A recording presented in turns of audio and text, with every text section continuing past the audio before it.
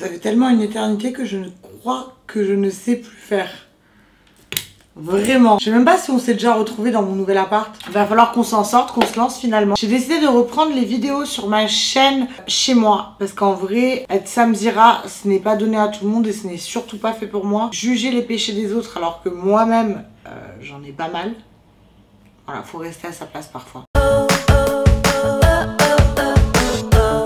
J'espère que vous allez bien, en tout cas bienvenue dans cette nouvelle vidéo. Je vais vous expliquer un truc, c'est la première fois que je reprends 14 fois la même phrase pour introduire une vidéo. J'ai vraiment plus l'habitude. Je suis très heureuse, mais très heureuse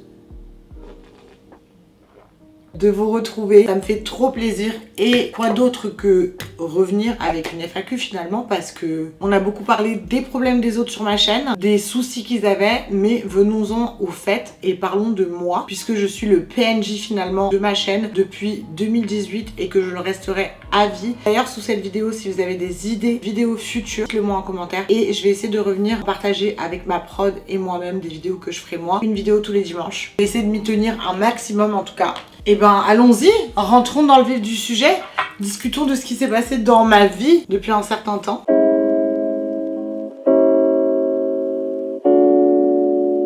Alors déjà 2025 pour moi c'est pas encore fini, il reste encore un petit peu de temps. C'est vraiment ce temps-là qui est important je trouve parce que c'est les derniers mois. Tu vois si t'as bien réussi les goals de ton année ou pas. En vrai moi le plus grand goals de ma vie c'était de trouver un appart et j'ai trouvé un appart. Je ne suis plus chez ma mère pour ceux qui se posent la question. Je pense pas que je ferai de home tour parce que je préfère garder mon intérieur privé, garder un petit peu de jardin secret, mais là en gros on est dans le salon. Je vais montrer un petit peu sur Insta mais je vais pas faire un home tour, en tout cas pas sur YouTube je pense. C'était un de mes plus grands goals en vrai. J'hésitais entre du coup déménager à Paris ou rester à Lyon. Finalement je suis restée à Lyon parce qu'en vrai je suis bien ici, j'ai tous mes repères à Lyon. Après j'avoue que c'est pas la meilleure des décisions puisque c'est toujours compliqué pour les événements etc.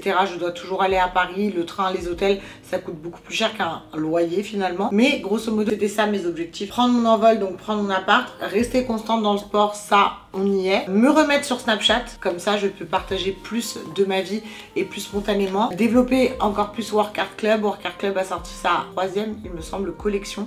Et je prépare la 4e, la petit hiver qui sortira début courant décembre. Là, je me laisse large. C'est ça les objectifs principaux. Être toujours en harmonie avec moi-même et avec mes objectifs de développement personnel tout simplement. Je fais trop la clean girl du coin, putain de merde. Mais en vrai, au niveau du mindset, bien être une bad bitch et une 9 de i dans le look, mais au niveau du mindset, la vraie les frérots. Je suis vieille. Je dirais qu'en partie, j'ai atteint mes objectifs, mais pas à 100%. Je suis une éternelle insatisfaite, donc je n'arriverai jamais à être satisfaite à 100% et à me dire que j'ai atteint mes objectifs à 100%, mais c'est comme ça, je suis scorpion, c'est la vie, c'est ok, on vit avec.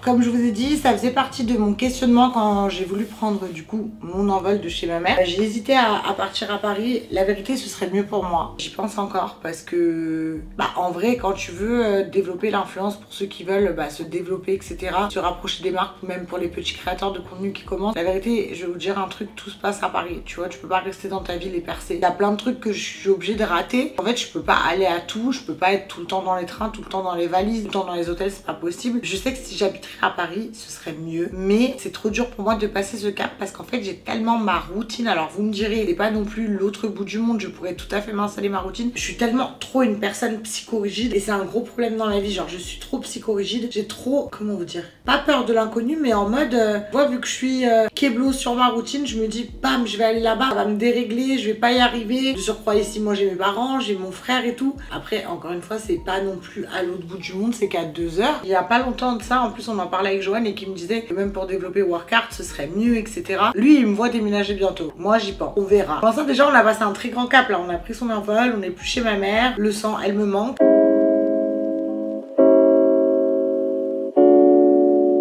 Alors vous voyez, vous dites que je fais trop ma clean girl du coin, mais vous me posez des questions de clean girl, donc je suis obligée de répondre avec un mindset de clean girl. En vrai ma plus grande motivation c'est tente-le, Si tu ne le tentes pas, tu ne sauras jamais. En gros, faut tenter les choses dans la vie. Parce que si tu ne le fais pas, comment vous expliquer? Pour moi, faut toujours tenter tout ce qu'on a envie de faire. Dans le sens où, si tu ne tentes pas, tu ne sauras jamais si cette chose aurait pu marcher et tu auras des regrets en fait. Je sais plus c'est quoi la phrase. En gros, vaut mieux avoir des remords qu'un truc ait échoué, mais t'as tout donné, t'as tenté, etc. que des regrets. Le regret, c'est plus, ouais, je l'ai pas fait, donc je sais pas comment ça aurait pu se passer si je l'avais fait. Donc ça veut dire que c'est un truc auquel tu vas penser. Donc pour moi, faut toujours tout tenter. Moi, à la base, Workout Club, c'est un truc que je voulais faire il y a longtemps, mais j'ai été dans un autre projet, et pour ceux qui sont de Lyon ou pas forcément, mais j'avais fait un brunch, mais je m'étais associée avec une personne avec qui ça n'a pas du tout fonctionné. Donc c'est pour ça qu'aussi c'est important. Mais après, j'ai pas de remords de l'avoir fait parce que je l'ai fait, bah ça a pas marché. J'ai perdu de l'argent, c'est comme ça, c'est la vie. Genre, il y a des choix que tu fais, ils sont pas les bons. Mais je trouve que dans la vie, il faut toujours se casser la gueule pour se relever. Et en tout cas, je pense pas que Workout Club aurait si bien marché si je m'étais pas cassé la gueule avec le brunch. Je sais pas si vous voyez ce que je veux dire. Donc pour moi, la plus grande pensée et la plus grande motivation d'une vie, c'est de se dire que vaut mieux tenter, quitte à échouer, plutôt que de ne rien tenter et de regretter. Oh, je l'ai super bien dit là. Pour moi, voilà, c'est la devise que j'ai dans la vie de tous les jours. Et pourtant, moi, je suis une grosse trouillarde. Hein. À la base, moi, aller dans l'entrepreneuriat toute seule, c'était impossible pour moi. Un fond. Comment on dit? C'était impossible parce que moi j'avais pas le courage, etc. Et en vrai, ma mauvaise association m'a permis de me mettre un pied à l'étrier. Et la vérité, ça m'a permis de développer un truc que j'aime et de faire aujourd'hui un truc qui me plaît, genre plus que tout, que je peux au quotidien vous parler de ça puisque ça va dans ma DA de vie, qui n'est autre que Workout Club, ma marque tout simplement. Et en vrai, ça c'est le plus important pour moi, genre de tenter, même si on échoue, il faut se relever.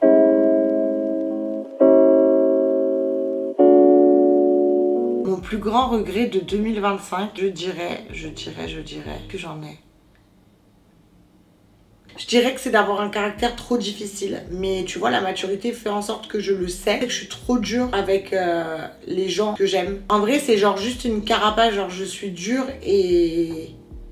bah c'est comme ça. Je suis le plus dur en fait avec les gens que j'aime. Si je suis pas dure avec toi, c'est que je t'aime pas. Voilà, sincèrement, c'est réel. Si je suis dure et intransigeante, c'est que vraiment tu comptes pour moi. Je sais pas pourquoi je suis difficile à vivre, voilà. Mon plus grand regret en vrai, ça a été d'avoir mis du temps à m'en rendre compte. On se rend compte des choses au fur et à mesure du temps et je m'en suis rendu compte et j'essaie de travailler là-dessus. Mais après, pas facile, hein. Tu changes pas de comportement du jour au lendemain, surtout que c'est un trait de mon caractère d'être comme ça, d'être froide et difficile. Mais pas avec vous en fait, c'est trop bizarre. Parce que si je vous croise vous, je vais jamais être froide, être trop contente et tout, ça va être chill, machin. Mais les gens de mon entourage proche, je suis hyper dure avec eux. Je suis hyper dure avec moi-même. C'est mon plus grand regret d'avoir ce trait de caractère qui est développé à la mort.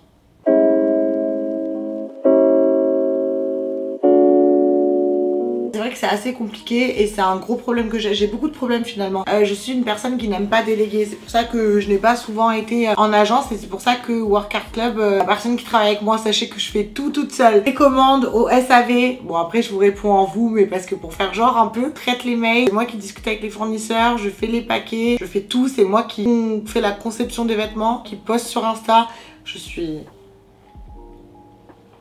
multitâche. Après, dites-nous que les influenceurs ne font rien. J'ai eu passé un temps ma nièce en alternance avec moi. Mais après, comme je vous ai dit, comme je suis difficile, ça en recoupe avec le point précédent. On se disputait beaucoup et je sais aussi que c'est beaucoup de ma faute parce que, en fait, elle peut pas être autant investie dans ma marque que moi parce que c'est ma marque. Ce sera jamais réellement comme j'ai envie que ce soit, à part si c'est moi qui le fais. Mais ce qui est normal parce que c'est pas son truc, pas son argent qui a investi, c'est pas sa marque, c'est ma marque. Mon argent, c'est mon bébé à moi. Donc forcément, il n'y a jamais personne qui sera autant investi que moi. Et après aussi, je reçois beaucoup de CV, mais malheureusement, moi je suis désolée, je fais pas confiance aux gens pour les intégrer autant dans un projet qui me tient à cœur. Surtout que bah, j'ai déjà vécu genre un échec de projet trop grand et qui n'était pas dû à ma faute mais qui était dû à une mauvaise entente et puis finalement bah, à des mauvais choix de ma part que j'aurais trop peur aujourd'hui, que ce soit de m'associer, que ce soit d'embaucher. Bon, au bout d'un moment je vais devoir parce que enfin je vais pas m'en sortir. Du coup en vrai là pour me décharger un petit peu, j'ai un agent avec qui je travaille maintenant qui me gère mes collabs, mais pareil, elle est pas chiante, je suis pas en exclusivité, si j'ai envie de parler avec certaines marques, elle me laisse. Ça c'est trop cool, genre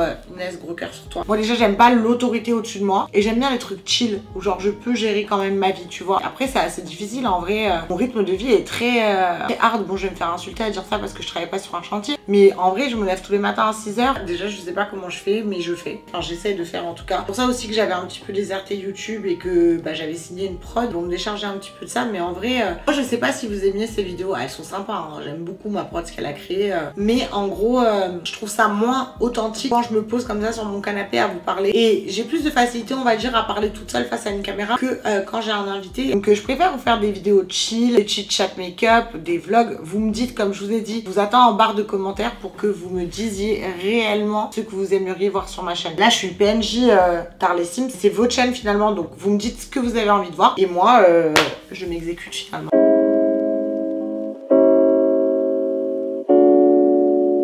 La vérité, oui, et ça je crois que j'en ai déjà parlé. Alors après peut-être que la personne qui m'a posé la question n'avait pas forcément l'information, mais j'avais vécu une rupture très difficile en 2021. En 2022, je sais plus. Et en vrai on va dire que c'est ça qui m'a donné le déclic. Alors aujourd'hui je vais super bien, genre ça date d'il y a 4 ans maintenant, 5 ans, 3 ans, je sais plus compter. Bref, ça date et qu'en vrai je voulais pas être triste, donc moi je suis allée à la salle pour pas être triste. Après je faisais déjà du sport, mais là j'ai commencé à faire de la salle violent, et surtout j'avais perdu beaucoup de poids, j'étais descendue à 52 kilos. Il fallait juste que je reprenne de la masse parce que c'était trop mince. Moi ça ne m'allait pas en tout cas. Une fois que tu es dans ce train de vie sain, alors attention, après je sors parfois, hein. Voilà. T'as vu, même quand je sors le week-end, après je suis dégoûtée, genre le dimanche, d'être capoute et de pas pouvoir vivre ma routine tout simplement. Mais en vrai, je pense que toute personne qui a commencé à aimer la salle, il y a eu un déclic quelconque, tu vois. Je pense que tu n'es pas et tu t'aimes pas la salle comme ça. Parce que moi personnellement, je détestais la salle, je détestais la healthy bouffe, je préférais manger des fast-food. Mais en vrai, une fois que t'es dedans, t'as eu ce déclic, après c'est trop simple. La vérité, c'est trop simple. Tu vois tellement de changements, que ce soit sur tes cheveux, ton visage, ton corps, ça va trop vite. Et je pense à la moi de plus tard, on est déjà à plus tard parce qu'apparemment sur les autres réseaux sociaux j'ai au moins 92 ans et je suis à l'EHPAD. Tu vois, je trouve qu'à 32 ans, enfin je fais pas mon âge à part quand tu m'entends parler. Là je me sauce hein.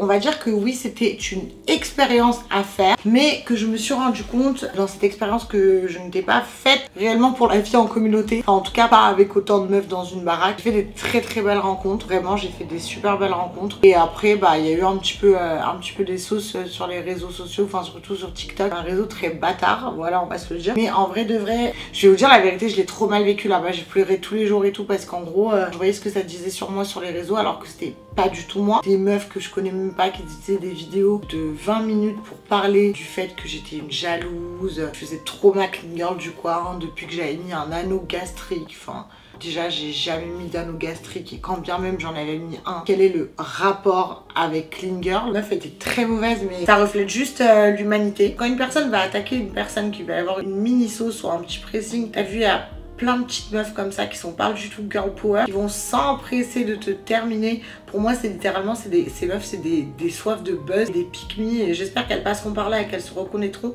parce qu'elles m'ont trop gênée genre dans leurs vidéos. Ça se voit que c'est des meufs, elles connaissaient toute ma vie entière de mes vidéos avec Joanne, de j'allais en boîte, de je fumais là, enfin elles savaient tout. Ça m'a fait beaucoup de mal, pas que elles, c'est pas elles qui m'ont fait du mal, et je pense que elles vont être ravies si elles entendent ça. Mais ce qui m'a fait du mal en vrai, c'est d'entendre ce que les gens pouvaient penser sur moi, alors que pour ceux qui me connaissent et qui me suivent depuis le début savent que je ne suis pas du tout comme ça. Je pense juste que quand tu es dans une baraque avec 18 personnes, j'aimerais bien vous y voir, la vérité. J'aimerais vraiment vous y voir. Il y a des personnes avec qui tu t'entends moins. Je suis habituée à vivre toute seule, à ma paix, à ma sérénité, à mon calme, à mon appartement bien rangé. Enfin, tout ça, ça joue sur le moral, et en vrai ça a beaucoup joué sur le mien là-bas, et c'était assez compliqué. Après j'ai vécu une super expérience, comme je vous ai dit, j'ai fait des trop belles rencontres et je suis en mauvais terme avec personne, au contraire on s'est tous sur Snap, donc voilà. Mais c'était une expérience. Est-ce que je la réitérerais? Je ne pense pas.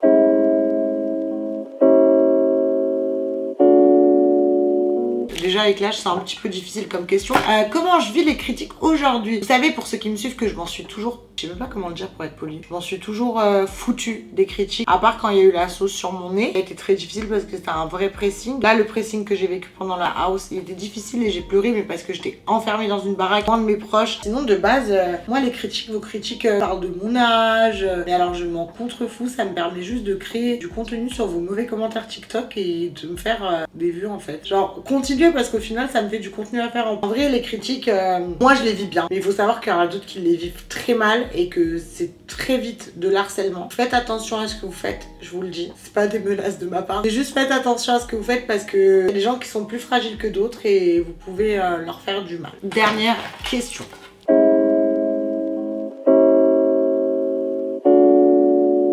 trop. Alors dans 5 ans, j'espère que je serai mariée avec au moins déjà 2 enfants, parce que j'en veux 3. L'âge biologique tourne vite, on est à 32 ans, il va falloir se lancer. Et j'espère que je serai plus en France. En vrai, j'aimerais vivre aux États-Unis, mais ça vous le savez, on va vivre à Los Angeles. Donc, je l'espère. On va travailler dur pour ça. Et j'espère aussi que Work Hard Club va grandir encore plus, que vous allez aimer les nouvelles collections que je vous prépare, etc. Cette année, j'ai décidé de plus me concentrer sur ça intégralement et sur un autre projet que j'ai envie de faire, enfin du moins que je vais commencer à me pencher dessus. En vrai, dans 5 ans, je me vois mère, quoi, j'espère. Femme, épouse finalement. Toujours youtubeuse, hein, peu importe, je ferai toujours des dégustations ici. En tout cas, ça m'a fait trop plaisir de revenir. C'était un petit peu compliqué, je ne trouvais pas les mots. Je suis presque émue d'être là. Non, je rigole. J'aimerais quand même que vous me disiez ce que vous aimeriez voir en plus sur ma chaîne, si vous préférez la version prod avec le juge, ou si vous préférez les vidéos face cam, des vlogs, etc. Franchement, je vous attends vraiment en commentaire, mes filles. Merci pour ceux qui sont là depuis 2018 parce qu'on date dans le milieu. Voilà, ça fait 7 ans. Je vous aime toujours autant et je vous donne toujours autant d'amour.